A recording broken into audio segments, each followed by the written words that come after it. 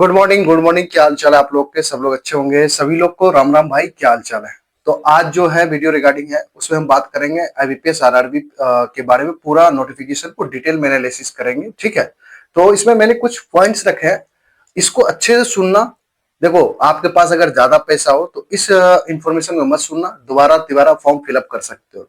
क्योंकि ये गलती आपने आईबीपीएस पीओ में भी करा है, आईबीपीएस क्लर्क में करा है, एसबीआई क्लर्क में भी करा है। मल्टीपल टाइम्स आपने फॉर्म फिलअप किया है, ठीक है? तो इतना पैसा आपके पास नहीं है, तो मेरी बात ध्यान से सुनिएगा। मैंने इसमें पॉइंट्स कुछ रखे हैं, ध्यान से सुनिए। पहला है एज, फिर hand declaration, signature, language test important है, ईडब्ल्यूएस ओबीसी के बारे में, उसके बाद आपके क्रेडिट हिस्ट्री, आपने मगर लोग लोन ले रखे हो उसके उस बेसिस पे, ठीक है? ध्यान से सुनना, ठीक है? सबसे पहली बात है कि एज के रिगार्डिंग बात कर लेते हैं। सबसे पहली बात है कि इसने 1 सितंबर से रख दिया है एज काउंट। इसने 1 जून से रखना था, बट इसने रख दिया, मतलब इसने गड़बड़ तो की है। अब गड़बड़ की है, मैं उन बच्चों के लिए थोड़ा दुख है कि जिनकी एज खत्म जून में हो गई, जुलाई में हो गई, अगस्त में कंप्लीट हो गई। मतलब इनके लिए तकलीफ है थोड़ा सा, कि उससे पहले आपकी खत्म हो चुकी है, इसने आपको रख दिया इधर, आपको बाहर फेंक दिया। तो मुझे थोड़ा सा तकलीफ है उन बच्चों के लिए कि 1 जून से रखता तो शायद मल्टीपल बच्चे आते इसमें, बट इसने 1 सितंबर रख दिया, तो गड़बड़ तो कर ही दिया है।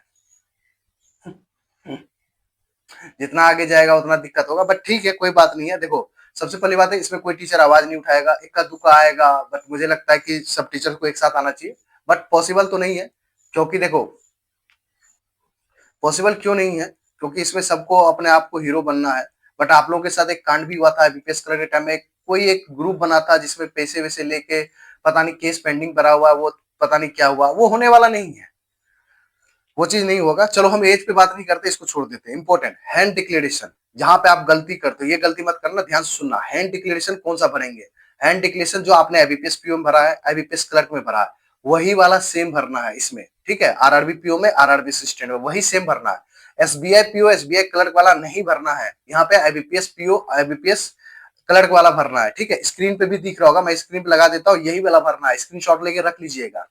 दोस्त, तीसरा point, signature. Signature black pen में करना है, सिग्नेचर ब्लैक पेन में करना है, ठीक है? आप जो हैंड डिक्लेरेशन भी डालेंगे वो भी ब्लैक पेन में डालेंगे, ध्यान से रखिएगा, ठीक है?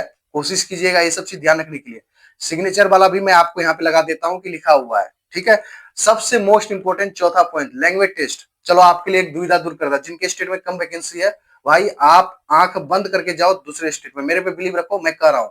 ये स्क्रीन पे आपको दिख रहा होगा, मैं बोल रहा हूँ, दूसरे स्टेट से भी फिलअप करो। इसमें लिखा हुआ है, आप पढ़ोगे, ब्रैकेट में लिखा हुआ है कि अगर आपको लैंग्वेज में, मान लो जी आप क्वालिफाई नहीं करते हैं, या जो वो आरआरबी वहां पे ले रहा है, मान लो कि आप कर्नाटका चले गए या गुजरात चले गए, अगर उसके मीट को, मतलब उसके रिक्वायरमेंट को मीट नहीं कर पा रहे हैं, तो आपके 6 मंथ का प्रोबेशन पीरियड दिया जाएगा। अगर उसमें भी नहीं हो रहा तो फिर आपको आगे बढ़ाया जाएगा, तो घबराने की जरूरत नहीं है।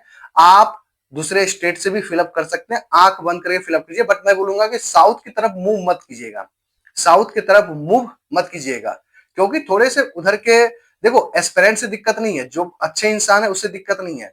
कुछ चीजें है ना, जो पॉलिटिकल चीज करने लगता है ना, उसमें आपको दिक्कत हो जाएगी। तो कोशिश करो कि आप महाराष्ट्र, गुजरात, जहां पे वेस्ट बंगाल में तो है नहीं, आप वेस्ट बंगाल वाले जा सकते हो। बट देखो, एक चीज और क्लियर कर देता हूँ, यहाँ पे आपको दूसरे स्टेट में जाके देना पड़ेगा पेपर। ये एसबीआई कलर की तरह नहीं है कि हाँ अप्लाई कर दिए अपने घर पे रख लिए, ऐसा नहीं है। आपको दूसरे स्टेट, अगर फॉर्म अप्लाई कर रहे हो तो जिस स्टेट से कर रहे हो उस स्टेट में जाके पेपर देना पड़ेगा, ये भी दिमाग में सेटअप रखिएगा, ठीक है? अगर मैं बोल रहा हूँ कि जैसे कि बिहार में, यूपी में, छत्तीसगढ़ में, उड़ीसा में, अगर आपकी तैयारी अच्छी है, मतलब बढ़िया परफॉर्मेंस है, तो आप अपने स्टेट से बढ़ो। जिनकी तैयारी ना लग रहा है कि 70-80% है, लग रहा है डमाडोल है, तो आप दूसरे स्टेट को मूव कर सकते हो, ठीक है? ये हो गया, तो घबराने की जरूरत नहीं है। आपको प्रोबेशन पीरियड मिलेगा लैंग्वेज टेस्ट में, घबराने की जरूरत नहीं, आपको बाहर नहीं करेगा। ये क्लॉज लिखा हुआ है, स्क्रीन पे लगा दूंगा, देख लेना, ठीक है? उसके बाद ईडब्ल्यूएस ओबीसी, देखो दोनों के लिए मैं बोलता हूं, सिंपल सा है कि ओबीसी क्या करो, ईडब्ल्यूएस क्या करो, ये 2025-26 वाला बना लो। लिखा हुआ नहीं है कि कौन से डेट का बनाना है, बट मैं बोल रहा हूं कि गवर्नमेंट ऑफ इंडिया वाला। यहाँ पे देखो, अगर आप देखो अपने स्टेट से, देखो एक चीज मैं क्लियर कर देता हूँ, ध्यान रखना। ईडब्ल्यूएस गवर्नमेंट ऑफ इंडिया का बना के ही बनाना, जिसका बन रहा है वही अप्लाई करना है, तो बाद में दिक्कत होगा। ओबीसी में क्या सीन है मैं बताता हूँ। जैसे कि अगर आप बिहार से हो, ठीक है, मैं क्लियर कर देता हूँ, ये ध्यान रखना मेरी बातों को, ये थोड़ा सा मैं कंफर्म कर देता हूँ।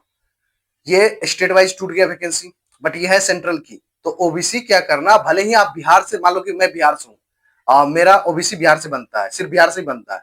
अगर मैं बना के चला जाता हूँ इंटरव्यू तक तो ठीक है, बट डॉक्यूमेंट वेरिफिकेशन में टाइम में दिक्कत होगा, उस टाइम में थोड़ा बहुत जांच तो होगा, फिर दिक्कत हो जाएगा। कोशिश करना कि अगर आप ओबीसी सेंट्रल में भी आते हैं तो बना के तब जाना। अगर आपका बिहार में सिर्फ ओबीसी है, अगर आप यूपी से अप्लाई करते हैं तो डेफिनेटली यहाँ पे आप जनरल बन जाएंगे। अगर आपकी सेंट्रल वाला ओबीसी है, सेंट्रल का बना हुआ है, तो आप किसी भी स्टेट में मूव करोगे तो कोई दिक्कत नहीं हो, आप ओबीसी ही कहलाओगे। डाउट क्लियर हुआ कि नहीं?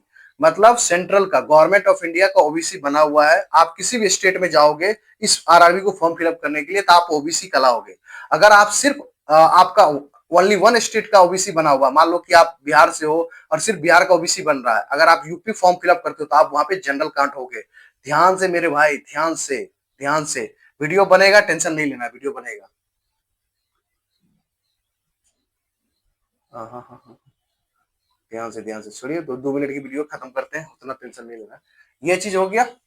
साथ में क्रेडिट हिस्ट्री, क्रेडिट हिस्ट्री आपकी चेक कब होगी पता है? आरआरबी ज्वाइनिंग करोगे उस टाइम में, और हेल्दी क्रेडिट हिस्ट्री होनी चाहिए। उसमें कोई दिक्कत नहीं, अगर थोड़ा बहुत खराब भी होगा तो आपको भगाएगा नहीं। तो ये 6 पॉइंट था, इसको ध्यान से, बस और कुछ नहीं है। वैकेंसी अच्छी खासी है, लगभग 4,000 से 4,500 के बीच में पीओ की वैकेंसी है। 7,000 से 7,500 के बीच में आपको आरआरबी असिस्टेंट की वैकेंसी है। आपको मैंने बता दिया कि लैंग्वेज टेस्ट में कोई इशू नहीं होगा। अगर इशू होता है, अगर वहां के आरआरबी की रिकॉर्डिंग आप अकॉर्डिंग वहां के आप लैंग्वेज में मीट नहीं कर पाते तो आपको 6 मंथ का प्रोबेशन पीरियड मिलेगा। तो घबराने की जरूरत नहीं, आप कहीं से भी फॉर्म क्लियर।